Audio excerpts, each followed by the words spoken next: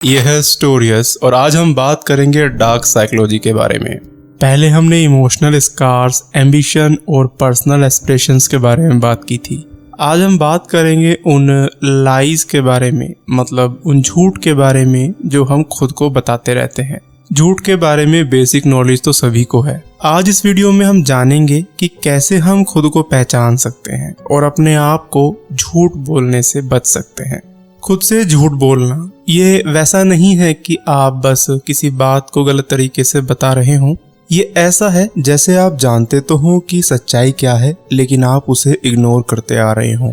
अगर देखा जाए तो खुद से बोले गए झूठ काफी सीरियस होते हैं अगर हम दूसरों से बोले गए झूठ से कंपेयर करें तो। इस किताब के अंदर बहुत सारे एग्जाम्पल्स हैं जिनसे आप समझेंगे कि किस तरह से खुद से झूठ बोलना खतरनाक हो सकता है। ये इस तरह से है जैसे मानो कि हाईवे पर कोई गाड़ी तेज रफ्तार से जा रही हो और तभी आप चलने का मन बना लें। खुद से झूठ बोलना भी ठीक वैसा ही है। अब सोचिए, तेज रफ्तार में आती हुई गाड़ी के सामने अगर आप आ जाएं तो क्या होगा। आप कार के गुजरने का इंतजार करने की बजाय आप खुद को ये विश्वास दिलाते हैं कि आप कार से तेज हैं, या आप मानने लगते हैं कि कार तो भी बहुत दूर है। मान लीजिए कि आप बहुत अच्छी कंडीशन में हैं, लेकिन तब भी आप मानते रहते हैं कि आपके पास तो कमी है, आपके पास कोई पॉसिबिलिटी नहीं है। इस तरह की नेगेटिव थिंकिंग रखना आपको बहुत सारी अपॉर्चुनिटीज से दूर ले जाता है। इसका उल्टा भी हो सकता है। मान लीजिए कि आपकी कंडीशन ठीक नहीं है, लेकिन तब भी आप सोचते हैं कि सब कुछ ठीक है। तब एक दिन आएगा कि आप पूरी तरह से बर्बाद हो जाएंगे। इसीलिए जरूरी है कि हमें सेल्फ रियलाइजेशन हो जाना चाहिए, हमें अपने सच का पता होना चाहिए। एग्जाम्पल के लिए कि आप कहीं पे काम करते हैं और अचानक से आपके मैनेजमेंट का बिहेवियर आपके लिए बदलने लगता है, लेकिन आप सोचते हैं कि ये तो नॉर्मल है। आप देखते हैं कि आपको इग्नोर किया जा रहा है, आपको अच्छे इंक्रीमेंट्स नहीं मिल रहे हैं, आपको प्रमोशन नहीं मिलता है, तब भी आप ये नहीं जान पाते कि आपको साइड किया जा रहा है। आप खुद से झूठ बोलते रहते हैं कि आप अभी भी उस कंपनी के लिए बहुत इम्पोर्टेंट असेट है।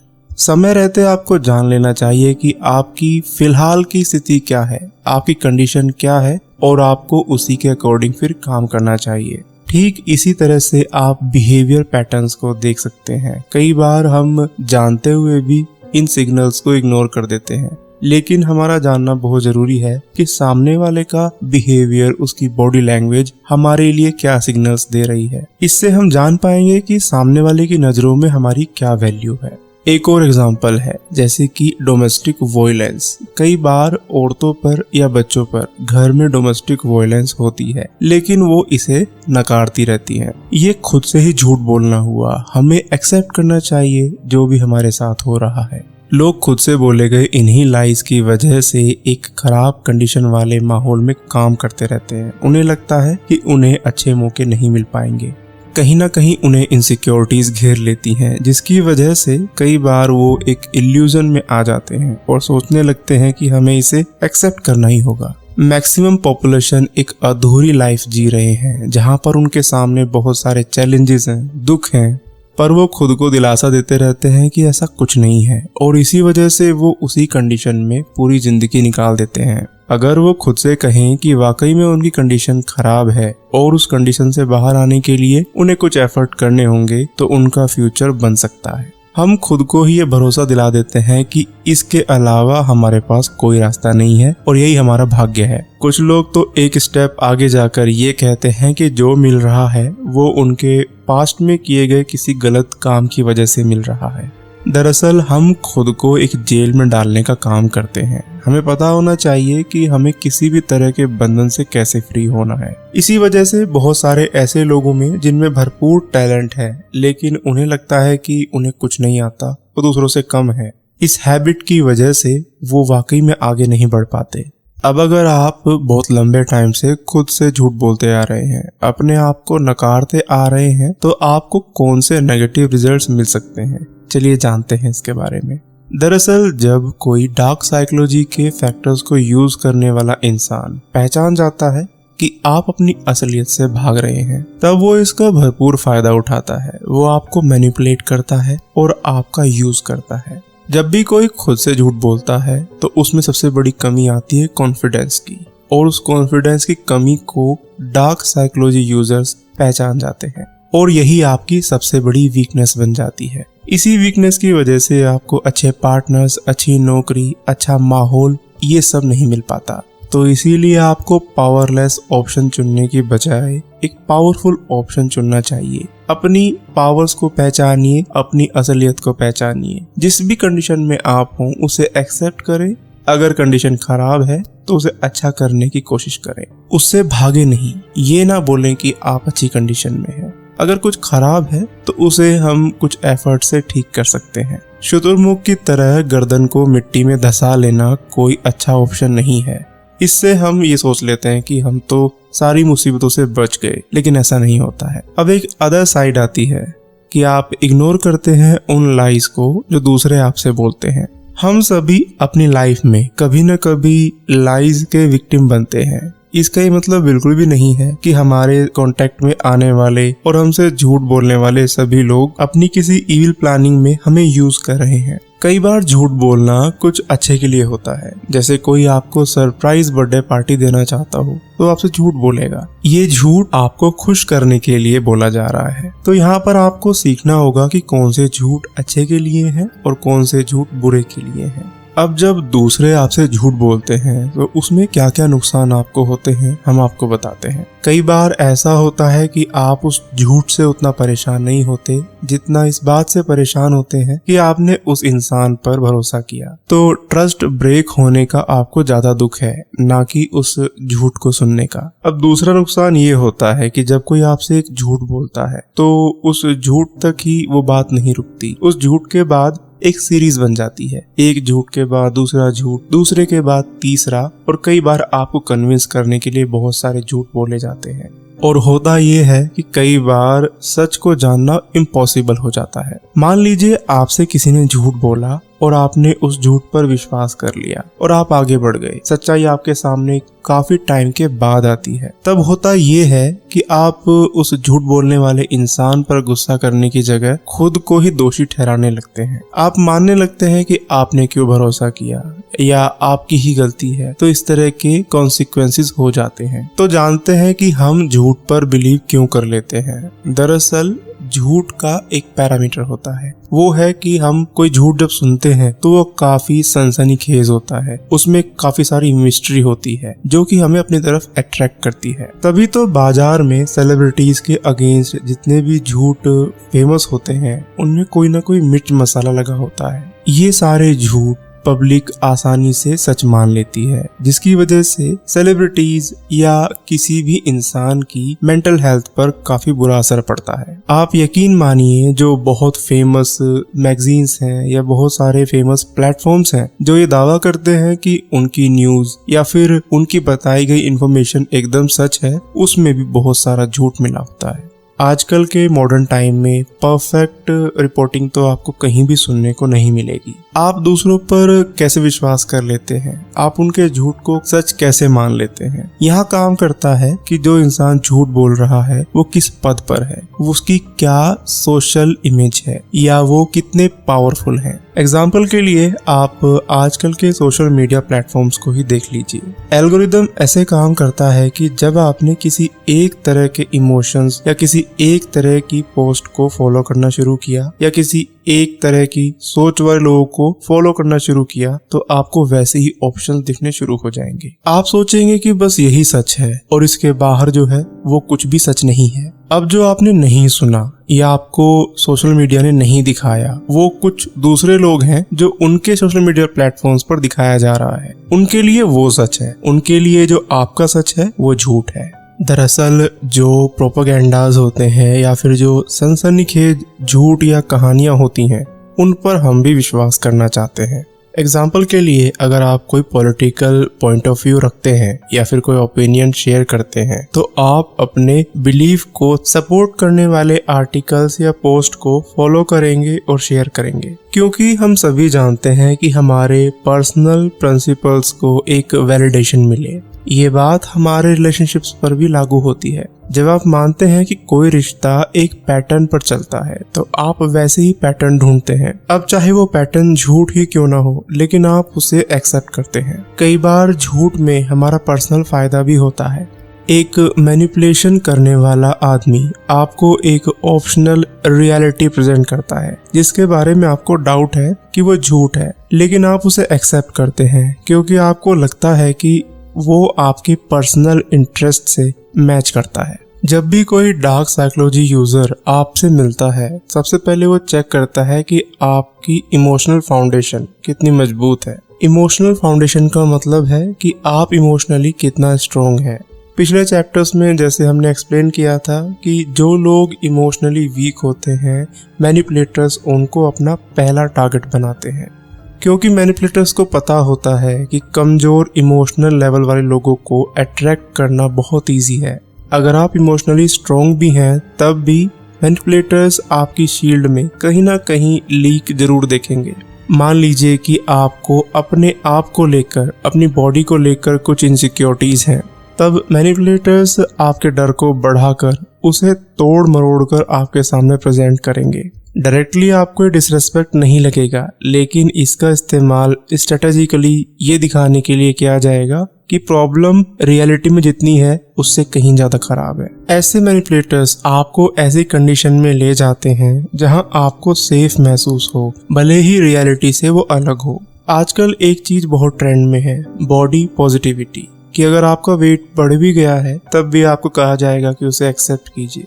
किसी के बढ़े हुए वेट पर मजाक उड़ाना तो बहुत गलत है, लेकिन उस बढ़े हुए वेट की वजह से जो हेल्थ इश्यूज होंगे उन्हें इग्नोर करना सबसे ज्यादा गलत है। इस तरह की चीजें टाइम टाइम पर सोसाइटी में कुछ ग्रुप चलाते रहते हैं। फूड इंडस्ट्री, हेल्थ इंडस्ट्री कई बार आपके सामने चीजों के पैरामीटर्स बदलती रहती है। आपको एक बार कहा जाएगा कि ये चीज अच्छी है, लेकिन कुछ सालों के बाद ही आपको कहा जाएगा नहीं, इसे खाने से तो आपको कुछ बीमारी हो सकती है या हेल्थ इश्यूज हो सकते हैं। तो टाइम इंटरवल्स पे इस तरह से हर इंडस्ट्री में चीजों को लेकर वैलिडेशन बदलते रहते हैं। आपको इतना कंफ्यूज कर दिया जाएगा कि आप समझ ही नहीं पाएंगे कि क्या सही है या क्या गलत। हमारी पूरी सोसाइटी में झूठ का बहुत इंपॉर्टेंट रोल है। आज आपको कई सारे प्लेटफॉर्म्स पर ऐसे स्पेशलिस्ट या फिर एडवाइस देने वाले लोग मिल जाएंगे जो आपको एक चीज के बारे में पॉजिटिव रिव्यूज देते हैं, जबकि दूसरी जगह सेम चीज के बारे में आपको नेगेटिव रिव्यूज मिलेंगे। आप पता ही नहीं कर सकते कि एक्चुअल में रियलिटी क्या है। सोशल मीडिया का इसमें बहुत बड़ा हाथ है, क्योंकि लोग इतना कंफ्यूज हो चुके हैं कि वो समझ ही नहीं पा रहे हैं कि उन्हें क्या खाना चाहिए, क्या नहीं खाना चाहिए। खाने की बात मैंने इसलिए की क्योंकि खाना हमारी हेल्थ से रिलेटेड है। तो देखा आपने कि लोगों के बोले गए झूठ से हमारी लाइफ किस हद तक इन्फ्लुएंस हो सकती है। चलिए अब बात करते हैं कि किस तरह से हम अपने पास्ट से कितना ज्यादा लगाव रखते हैं। ट्रैक रेस में जो एथलीट्स होते हैं उन्हें कहा जाता है कि अपने प्रेजेंट पर फोकस करें और खुद को स्टेबल रखने के लिए ट्रेनिंग लें। तो इससे क्या होता है कि उनमें फोकस को स्टेबल रखने की पावर आ जाती है। उस ट्रेनिंग से एथलीट के सेंसेस एक्टिव हो जाते हैं और जब रेस शुरू होती है तब एथलीट का फोकस बना रहता है। हमारी लाइफ भी एक रेस की तरह है। जैसे कि पीछे मुड़ना आपको रेस में डिस्टर्ब कर सकता है, वैसे ही लाइफ में पीछे मुड़कर पास्ट को देखना आपके प्रेजेंट को खराब कर सकता है। जब कोई एथलीट रेस शुरू करता है तो उसके दिमाग में ट्रैक और फिनिश लाइन के बारे में ही होता है। जैसे ही वो रेस के अलावा किसी और चीज पर फोकस करना शुरू करते हैं, वो रेस हारना शुरू कर देते हैं। रिले रेस में भी जहां एथलीट को पीछे मुड़कर अपने साथी रेसर से बैटन लेना होता है, बैटन के हाथ बदलते ही उनकी नजर तुरंत उनके सामने वाले ट्रैक पर लौट आती है। एक बहुत अच्छा एग्जाम्पल राइटर ने पैसिफिक रिम मूवी का दिया है, जिसमें एक सीन है मार्को रेले को पहली बार जैगर मतलब एलियंस को डिस्ट्रॉय करने के लिए डिज़ाइन की गई मशीन थी। उसको आजमाने के लिए दोनों को अटैच किया जाता है। मशीन को कंट्रोल करने के लिए मेंटल लेवल पर कनेक्शन होना चाहिए, जिसे वो मेंटल लिंक कहते हैं।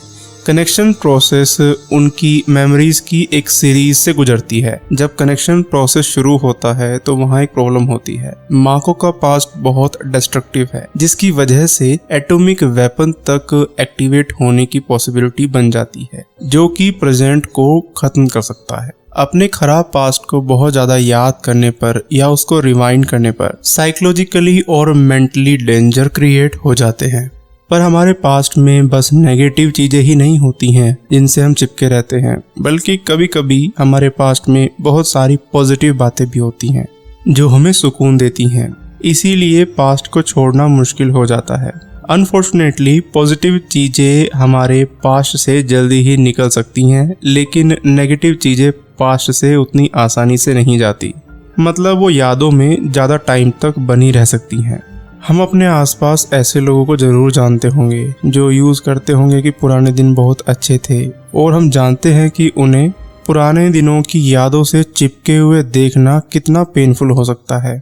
यादें अच्छी हो या बुरी, लेकिन पास्ट से ही चिपके रहना आपको प्रेजेंट की अपॉर्चुनिटीज से एकदम अलग कर देता है। बेशक आप ये लॉजिक देना चाहेंगी कि अगर बुरी यादें बुरे इमोशंस को एक्टिवेट करती हैं तो अच्छी यादें अच्छे इमोशंस को जगाती हैं, तो ये बुरी कैसे हो सकती है। लेकिन सच ये है कि कोई याद अच्छी हो या बुरी हो, अगर वो आपको प्रेजेंट से डिस्कनेक्ट कर रही है तो वो बुरी ही है। और यही वो कंडीशन है जब डार्क साइकोलॉजी यूजर्स इसका फायदा उठाते हैं। जब आप अपना जीवन पास्ट में जीते हैं तो आप खुद को ऐसी कंडीशन में जमा लेते हैं जो या तो आपको स्लो कर देती है या आपको आगे बढ़ने से रोकती है। डर सबसे पावरफुल इमोशंस में से एक है जिसे हमारी मेमोरीज एक्टिव कर सकती हैं। अनसर्टेनिटी का डर भी आपको पीछे खींच सकता है। हो सकता है कि आप किसी खास रिश्ते, जॉब या लाइफस्टाइल को सिर्फ इसलिए पकड़े हुए हों क्योंकि आपको डर है कि अगर वो चीज़ आपकी लाइफ में नहीं होगी तो आपकी लाइफ कैसी होगी। और ये डर तब भी बना रहता है जब कंडीशन परफेक्ट नहीं होती। और आपको मान लेना चाहिए कि मैनिपुलेशन करने वाले आपके इस डर का फ़ायदा ज़रूर उठाएंगे और चालाकी का इस्तेमाल करेंगे जब तक कि उन्हें कुछ मिल ना जाए। ऐसे लोग आपके पास्ट पर फोकस करने की इस आदत का इस्तेमाल करके आपके प्रेजेंट को डिफेम करेंगे और आपके फ्यूचर को कंट्रोल करेंगे। आपने खुद ही ऐसे डाउट पैदा कर लिए हैं कि आपके सामने कोई ऑप्शन नहीं है और करंट सिचुएशन की बागडोर दूसरों को दे दी। इसका मतलब ये नहीं है कि पीछे देखना या पास्ट को देखना पूरी तरह से गलत है। रियर व्यू मिरर इसीलिए बनाया गया था कि आप पीछे देख सकें। यहाँ पॉइंट ये है कि अगर आप इन रियलिटी में झूठ और सच्चाई को अलग करना चाहते हैं तो प्रेजेंट में रहना इसका एक तरीका हो सकता है।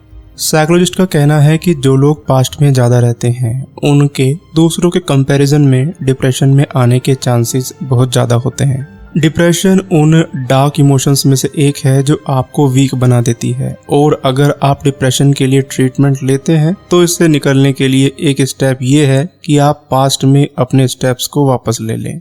डिप्रेशन उन डार्क इमोशंस में से एक है जो आपको वीक बना देता है। अपने पास्ट को जाने दें तो केवल खुद को याद दिलाने की ज़रूरत है कि जो कुछ हुआ है उस पर आपका बिल्कुल भी कंट्रोल नहीं था। आप जो स्टेप्स अभी उठाते हैं वो कुछ हद तक ये तय कर सकते हैं कि आपका फ्यूचर क्या होगा, लेकिन फ्यूचर को करेक्ट प्रेडिक्ट करना बहुत मुश्किल है। जो आपके पास है और जिस पर आपका पूरा कंट्रोल है वो है आपका प्रेजेंट। अपने आप को पास्ट और फ्यूचर के डर से अलग करें और अपना ध्यान अभी पर फोकस करें। नेक्स्ट पॉइंट आता है ब्लाइंड ऑप्टिज्म।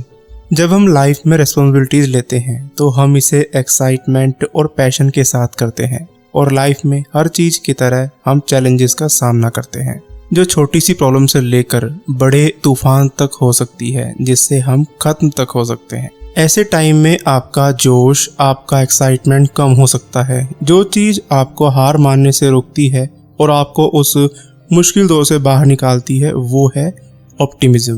पर ऑप्टिमिज्म नाम की इस चीज के अलग अलग लेवल होते हैं और उन सभी का हमारी लाइफ पर एक जैसा पॉजिटिव इम्पैक्ट नहीं होता। एक तरह का ऑप्टिमिज्म होता है जो आपको रियलिटी से अलग करता हुआ लगता है, और इस तरह के ऑप्टिमिज्म को ब्लाइंड ऑप्टिमिज्म कहा जाता है। लेकिन इससे पहले कि हम उस पर डिस्कशन करें, आइए हम ह्यूमन नेचर के उस साइड को देखें जो हमें बहुत ही प्रॉब्लमेटिक कंडीशन का सामना करने पर भी ऑल्टरनेटिव रिजल्ट्स पर बिलीव करने के लिए इंस्पायर करता है। ऐसा लगता है कि ऑप्टिमिस्टिक होने के लिए हम थोड़े से हार्श हैं। ऑप्टिमिस्टिक होना खतरे का सामना करने के लिए ही नहीं है, ये हमारे डेली रूटीन में भी मौजूद है। आप ट्रैफिक लाइट के पास पहुंच रहे हैं, तभी रेड लाइट हो जाती है, लेकिन आप रुकने की बजाय इस उम्मीद में स्पीड बढ़ा देते हैं कि पकड़े जाने से बच जाएंगे। कहा भी जाता है कि उम्मीद पर दुनिया कायम है। हम आपको ट्रैफिक रूल्स या किसी भी तरह के रूल्स को तोड़ने के लिए बिल्कुल भी फोर्स नहीं करेंगे। आपको रूल्स तो फॉलो करने चाहिए। ये बस एक एग्जाम्पल था। मर्फी रूल के बावजूद आप ऑप्टिमिस्टिक हैं क्योंकि आप इंसान हैं। हालांकि कुछ लोग अपने बिहेवियर में इस ऑप्टिमिस्टिक पॉइंट ऑफ व्यू को थोड़ा ज़्यादा ही एक्सेप्ट कर लेते हैं। ऑप्टिमिस्टिक होने की कुछ लिमिटेशंस होती हैं। उन्हें पार करने के बजाय ऐसे लोग इस पॉसिबिलिटी पर पूरा ट्रस्ट करते हैं कि वो जिस अच्छे रिजल्ट की उम्मीद कर रहे हैं वो चीज़ों के गलत होने की पॉसिबिलिटी से कहीं ज़्यादा होंगे। इस तरह की सोच एक केयरलेस बिहेवियर को इन्फ्लुएंस करती है जिसका एंड बहुत पेनफुल हो सकता है। इसके लिए आपका अपने इमोशंस पर कंट्रोल होना चाहिए। ऑप्टिमिस्टिक होने से हेल्थ और मेंटली बहुत सारे बेनिफिट्स होते हैं। अगर आपने कभी नॉर्मन विंसेंट की book the power of positive thinking पढ़ी है तो अनडाउटेडली आपको पता होगा कि पॉजिटिव थिंकिंग के कितने फायदे होते हैं। मेडिकल स्टडीज से पता चला है कि जो लोग ऑप्टिमिस्टिक होते हैं उनकी लाइफ में खतरनाक बीमारियों से ठीक होने की पॉसिबिलिटी उन लोगों के कंपेयर में ज़्यादा होती है जो इसके अपोजिट बिहेव करते हैं। कुल मिलाकर ऑप्टिमिज्म आपको ब्लाइंड भी कर सकता है। ब्लाइंड ऑप्टिमिज्म सेल्फ डिसेप्शन का एक टाइप है। इस मैटर में आप ये नहीं सोच रहे हैं कि आपके पास पॉजिटिव रिजल्ट्स लेने का अच्छा मौका है। आपने खुद को यह सोचकर धोखा दिया है कि चीजें वैसी ही होंगी जैसी आप उम्मीद करते हैं। अब इस कंडीशन में बाय चांस कोई गलत रिजल्ट्स आ जाते हैं तो आपके पास किसी भी तरह की प्लानिंग नहीं होती है। जैसा कि हमने पहले भी कहा कि हम झूठ के जाल में इसलिए आते हैं क्योंकि हम ऐसा करना चाहते हैं। ब्लाइंड ऑप्टिमिज्म एक तरह का झूठ है जो हमें चीजों की रियलिटी से दूर करने में किया जाता है।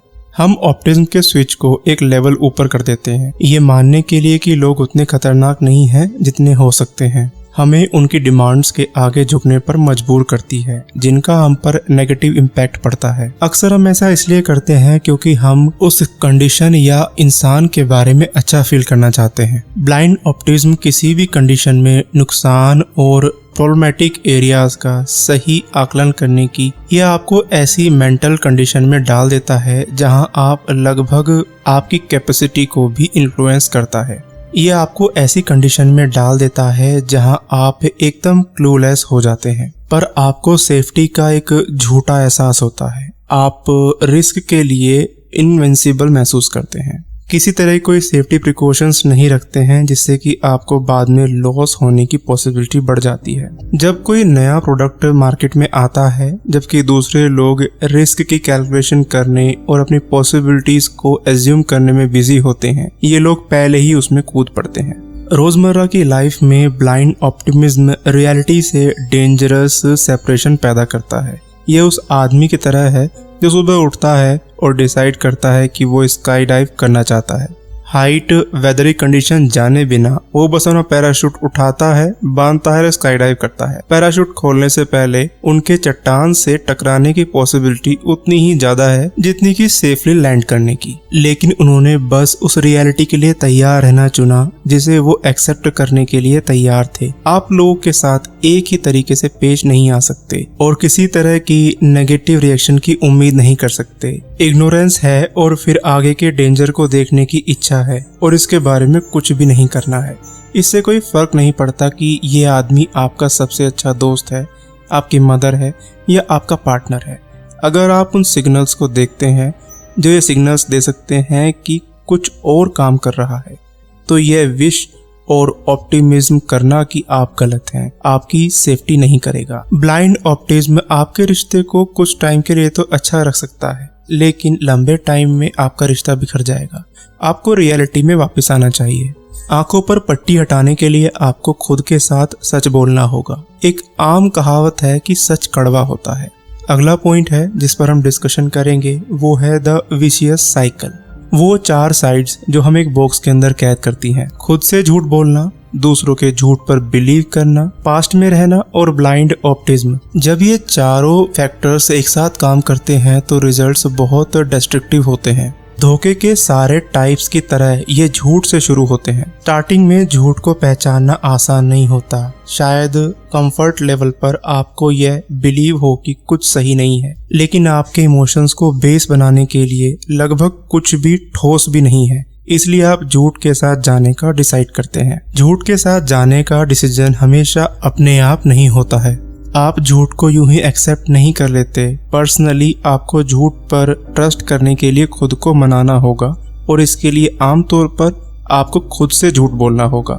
आप खुद से कहते हैं कि ये उतना बुरा नहीं है जितना लग रहा है। आप खुद से कहते हैं कि इस आदमी के पास आपसे झूठ बोलने का कोई रीजन नहीं है। आप ऑप्टिमिस्टिक होने की आड़ में खुद को ही धोखा दे जाते हैं। इस तरह का ब्लाइंड ऑप्टिज्म आपको बेटर डिसीजंस लेने में और भी कमजोर बना देता है और इसी वजह से आप मैनिपुलेटर्स के हाथ की कठपुतली बन जाते हैं। वो आपको अपने इशारों पर घुमाते हैं। अब यह याद रखना जरूरी है कि किसी आदमी की दूसरे को सक्सेसफुली मैनिपुलेशन करने की पावर उसे शैतानी मास्टर प्लानर नहीं बनाती। ये इवेंट अक्सर चीजों के नेचुरली सीक्वेंस के अकॉर्डिंग होते हैं। जब आप अपने घर के बाहर कोई कीमती सामान रखते हैं और कोई चोर आकर उसे चुरा लेता है तो आप यह नहीं कह सकते कि उसने इस इवेंट की साजिश रची थी। आपने तो सामान खुद ही बाहर रखा था, तो इसके जिम्मेदार तो आप ही हैं। आपके इमोशंस आपको कमजोर बना सकते हैं, लेकिन नॉलेज के सही इस्तेमाल से आपके इमोशंस इस फाइट में आपकी सबसे बड़ी पावर बन सकते हैं। आपके पास ऑप्शंस हैं और आपकी आवाज भी। किसी को भी अपने आप को बेकार में ही समझाने ना दें। आप अपने अंदर देखें जैसे कि आप मिरर में देख रहे हो। अपने इमोशंस को गले लगाएं। डर, गुस्सा, पेन, ये सब आपका ही हिस्सा है। अपने आप को अपनी झूठी तस्वीर ना दिखाएं। कंप्लीशन के लिए अपनी एक्सपेक्टेशंस को ताक पर रखते हैं। इसके बजाय इस बात पर फोकस करें कि आप अभी क्या फील कर रहे हैं, चाहे वो इमोशंस अच्छे हों या बुरे। अपने लिए बेस्ट की विश रखने का सिलेक्शन करें। रातों रात कुछ भी चेंज नहीं होता। चीजें बेहतर होने से पहले खराब हो सकती हैं, लेकिन जब आप यह सिलेक्शन करते हैं तो मेंटली खुद को आने वाली चीज के लिए तैयार कर लेते हैं। और अगर आपको अपने कंफर्ट जोन में एक्सेप्ट किए गए इस अचानक उथल पुथल के लिए और ज्यादा ठोस रीजन की जरूरत है तो खुद को याद दिलाएं कि ऐसा होने के लिए आप इनफ रीजन हैं। आप बेस्ट के हकदार हैं। आपकी ओपिनियन आपके लिए मायने रखती है और आपके अलावा कोई दूसरा आदमी इस चेंज को इन्फ्लुएंस नहीं कर सकता। तो यहाँ पर डार्क साइकोलॉजी का पार्ट 4 एंड होता है। अगर आप पिछले पार्ट सुनना चाहते हैं तो डिस्क्रिप्शन में दिए गए लिंक पर क्लिक करें। आपको हमारी बुक समरीज कैसी लग रही हैं, उसके लिए अगर आप फीडबैक देना चाहते हैं तो कमेंट करें या आप हमें ईमेल आईडी पर भी लिख सकते हैं। आपने अभी तक स्टोरियस को सब्सक्राइब नहीं किया है तो प्लीज सब्सक्राइब करें और हमारे नए चैनल स्टोरियस शॉर्ट्स को भी सब्सक्राइब करें, जिसका लिंक आपको डिस्क्रिप्शन में मिल जाएगा। बेल आइकन को प्रेस करना ना भूलें। फिर मिलता हूँ आपसे एक नई बुक समरी के साथ। तब तक के लिए नमस्कार।